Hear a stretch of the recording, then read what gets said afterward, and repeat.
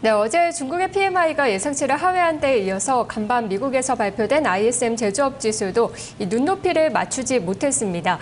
이에 따라서 우리 시장 오늘 좀 실망감이 나타나고 있는데요. 외국인, 기관, 동반 매도하고 있는 가운데 코스피는 1995선을 하회하고 있습니다. 다시 한번 2000선에 안착하기 위한 과정이 좀 필요한 순간인데요. 자, 이럴 때 또 어떤 쪽에 집중을 해야 될까요? 정부의 4일 부동산 대책이 발표됐지만 건설주들은 기대감에 미리 올랐다가 오히려 건설업종 오늘 가장 많이 빠지고 있습니다. 시장에 대해서 점검을 좀 해보면서 전략까지 세워보도록 하겠습니다. 투자클럽 8인의 전문가 전략부터 확인하시죠.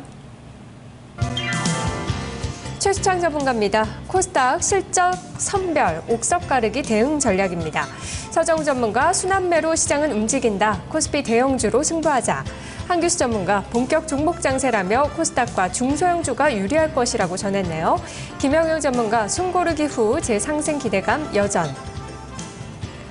최강찬 전문가입니다. 주 중반까지는 시간 조정, 1995 이하는 분할 매수 구간. 김대국 전문가 IT 부품 중심의 종목 장세라며 저점 매수 공략 제시하고 있습니다. 금산 전문가 지수 변동성 축소 과정 이어질 것이라며 지수 채널을 1984선에서 2013선으로 잡았습니다. 부자개미 전문가 모멘텀 부재 관망, 코스닥의 수익률 개미 유리하다. 네, 전문가마다 의견이 좀 엇갈리고 있습니다. 물론 이것이 하락 추세로의 전환이 아니라 이보 전진을 위한 일보 후퇴 과정이다. 숨고르기 과정이라는 데는 의견을 같이 하고 있는데요. 내용을 봤을 때는 서정훈 전문가는 계속 거래소가 유리하다. 그리고 한규수 전문가나 또 부자개미 전문가는 계속 코스닥을 이야기하고 있습니다. 두 분의 전략 자세히 들어보도록 할게요. 먼저 최강찬 전문가 만나보겠습니다. 안녕하세요, 전문가님. 네, 안녕하세요. 반갑습니다. 최한철입니다. 네, 어제 전략을 통해서도 주 후반에 조금 더 방향성이 나올 것으로 말씀을 해주셨는데요. 오늘은 또 1995 이하는 분할 매수 구간이다 하셨는데 그 구간에 들어왔습니다. 어떤 전략이 필요할까요? 네, 그러면 당연히 분할 매수 구간으로 대응을 해야죠. 어차피 그 현재 구간에서 2010선은 의미 있는 어떤 저항 구간이고요. 한 번에 돌파되기는 어려운 그런 부분입니다. 넘어가기 위한 눌림목의 과정이라고 좀 보시면 되고요. 한 내일 정도까지는 시간 조정 과정이 좀 나타나리라 보여지고 목요일 정도부터는 하락하는 21선이 여기서 주가가 횡보를 하더라도 상향으로 전환될 수 있는 그런 부분들이 좀 있죠. 해서 시간 조정의 마무리 구면은 한 내일 정도까지로 그래서 좀 보고 있다라고 좀 말씀을 드릴 수 있습니다. 지금 한 2주 이상 하락하고 있는 20선이 목요일부터 상방향으로 전환된다는 것은 매우 큰 의미가 있다라고도 볼 수가 있겠죠. 그럼 20선의 지지를 받고 1990에서 95 지지를 받고 돌아 나올 수 있는 그런 구간으로도 좀 보여줄 수 있다라고도 좀 볼 수 있기 때문이죠.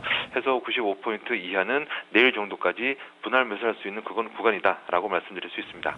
네, 이벤트상으로 보자면 일본의 금정위를 좀 눈여겨봐야 될까요? 환율시장 동향도 체크해봐야 될 것 같은데요. 네, 그렇죠.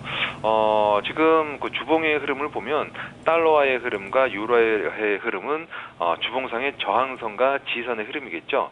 1년 중 가장 막혔던 84 US 달러 기준으로 보면은 달러 인덱스 기준으로 보면 84선대 두 분이나 1년 중 가장 강한 저항대가 각 1년에 한 번씩 2011년도, 2012년도 84선에서 급락에 나타났던 구간, 그런 구간이죠.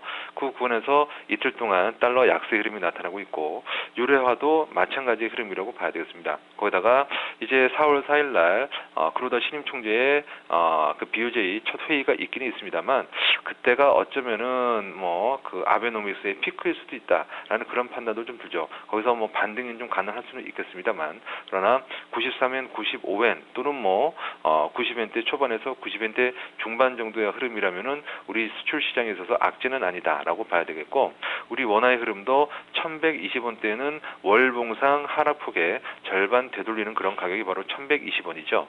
그리고 지정학적 리스크가 상당 부분 묻어있는 그런 원화값의 흐름이 1120원이기 때문에 여기서 올라가기보다는 내려가기가 쉽습니다. 그러면 글로벌 유동성의 환류 흐름도 대한민국 증권시장에 나타날 가능성이 높죠. 왜냐하면 환차선보다는 환차익이 나타날 가능성이 높은 구간으로 보여지기 때문이겠죠. 네. 종목은 삼성전자 계속 담아야 된다 말씀해 주셨는데 또 다른 종목 오늘 말씀해 주실 거 있을까요? 예, 오늘 뭐 건설주들의 하락폭이 좀 크죠. 건설주들은 내일 정도까지 뭐 하락폭이 좀 나타나게 된다면 다음 주 금융통화위원회의 금리 인하 가능성에 초점을 두고서 추가적인 하락 시 매수 관점으로 봐도 좋겠다라는 그런 말씀을 좀 드리고요. 경기 부양책이 다음 주 한 15조 원 이상이 나타날 것으로 보여지죠. 추경 예산. 그러면은 국내 내수 소비 관련주라든가 또는 은행주 들이 수혜를 받을 가능성이 높습니다. 조정을 차분한 분할 매수 관점으로 접근을 한다면 무리 없어 보입니다. 네, 전문가님 말씀 고맙습니다. 고맙습니다. 네, 건설주들 첫 번째 재료가 노출되기는 했지만 또 금융통화위원회에서 금리를 추가 인하할 가능성도 열어두면서 조금 더 대응해보는 것도 괜찮겠다라는 이야기였습니다. 다음은 한규수 전문가 만나보겠습니다. 안녕하세요. 예, 안녕하십니까. 강수입니다. 네, 본격 종목 장세다. 코스닥 중소형주가 유리하다라고 전해주셨는데요. 자세한 설명 들어볼게요. 예, 지금 현재 거래소 시장의 흐름은 일단 지수 자체가 이제 정부 차례 뭐 경기 부양 대책이라든가 부동산 활성화 대책 등 일단 호재가 이제 나올 만큼 나온 상태입니다. 그래서 추가적인 어떤 반등을 이끌 만한 모멘텀이 없습니다. 더군다나 이제 글로벌 증시, 미국 증시라든가 유럽 등 글로벌 증시의 상승 탄력이 좀 떨어지고 있는 부분들도 국내 증시에 분명 부담으로 작용을 하고 있는 부분들이죠. 그래서 일단 국내적인 여건들 그리고 일본의 엔화 약세가 진정이 되고 일본 엔화가 강세로 돌아서고 있는 등 호재가 나고 국내 증시가 오를 만한 위치에서 또 글로벌 증시가 조정에 들어가게 되면 국내 증시의 반등의 흐름은 뭐 제한적일 수밖에 없다라고 보시면 됩니다. 더군다나 이제 4월달 1분기 어닝 시즌이 시작됩니다.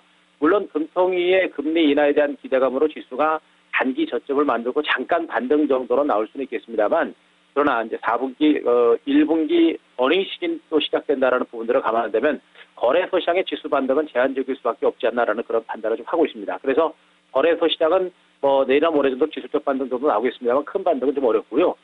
반면에 이제 코스닥 시장은 그동안 단기 상승에 따른 충분한 또 숨고르기 거치고 나서 오늘도 기관하고 외국인들의 쌍끌이 매수가 들어옵니다. 강하지는 않습니다만 꾸준하게 들어오는 모습이 계단식 상승세가 진행될 수 있는 가능성이 조금 커 보이는 그런 흐름이라고 보시면 되겠죠. 정부의 어떤 그 경기 부양 대책이라든가 부동산 시장 안정 대책 등 국내 증시의 어떤 그 불안 요인들이 좀 안정권에 접어들게 되면은 오히려 그 자금들 시장이 안정된 상태에서 거래소 시장으로 갈 수 있는 자금들이 거래소 시장이 부진하니까 코스닥 시장으로 움직일 수밖에 없겠죠. 지금 현재 기관과 외국인들의 자금 이동이 그러한 이유로 코스닥 시장으로 이동을 하고 있는 만큼 그나마 중소형주 코스닥 종목 장세가 좀 더 유리하게 전개되지 않을까 이렇게 보고 있습니다. 네, 북한발 리스크도 뭐 잠잠해질까 하면 다시 들려오고 있는 상황인데요. 수급상으로도 거래소보다 코스닥이 훨씬 좋습니다. 종목은 어떤 종목으로 잡을까요?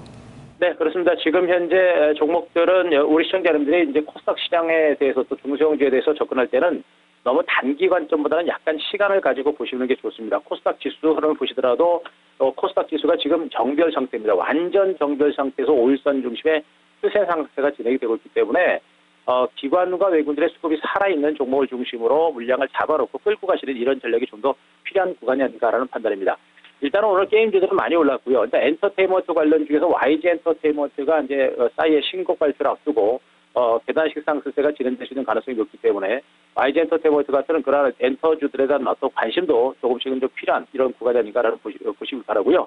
그리고 지금 현재 뭐 KG 이니시스 같이 그다음에 KG 이니시스 같은 온라인 결제 서비스 관련주들의 실적과 성장성에 대한 기대감을 가지고 반등세가 좀 나옵니다. 이런 종목들도 한번 보시는 게 좋겠고요. 그리고 SBS 컨텐츠 허브 같이 이런 실적과 수급이 따라주는 눌림목을 주고 반등이 시도가 되는 이런 종목에 대해서 조금씩 관심을 갖는 이런 전략을 펼친다고 한다면 조금씩 여유를 가지고 접근하시면은 좋은 결과가 있지 않을까 일단 기대를 좀 하고 있습니다. 전문가님 말씀 고맙습니다. 네, 고맙습니다.